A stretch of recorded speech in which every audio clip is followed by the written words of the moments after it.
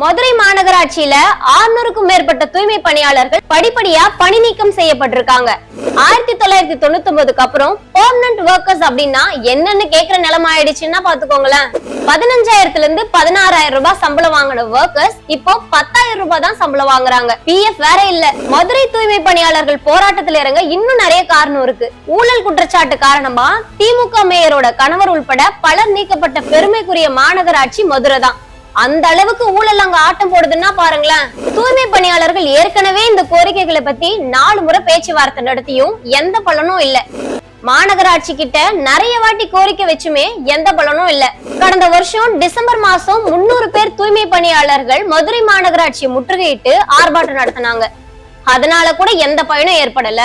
இந்த நிலைமையில தான் பொறுத்தது போதும் அப்படின்னு பொங்கி எழுந்திருக்காங்க மதுரை தூய்மை பணியாளர்கள். உஷாராயிட்ட மதுரை மாநகராட்சி நிர்வாகம் மாநகராட்சியோட எல்லா வாசலையும் இழுத்து பூட்டி வச்சிருக்காங்க. போதாக்குறைக்கு காவல்துறையை குவிச்சு போட்டிருக்காங்க. சென்னைக்கு சிஎம் யாருன்னு கேட்டா அமைச்சர் சேகர் பாபுவை சொல்லுவாங்க.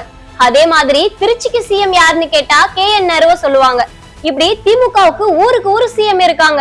இந்த அடிப்படையில பார்த்தா திமுகவோட மதுரை சிஎம் யாருன்னு தெரியல. தூய்மை பணியாளர்கள் போராட்டத்துல அவர் வந்து என்ன செய்ய போறாருன்னு பாக்கலாம். அப்ப சென்னை இப்ப மதுரைன்னு புதுசா தொடங்கி இருக்கிற மதுரை தூய்மை பணியாளர்களோட போராட்டம் அரசியல் தளத்துல பேசு பொருளா இருக்கு. இது அப்படியே கோவை, திருச்சி, நெல்லைன்னு பரவ வாய்ப்பு இருக்கு.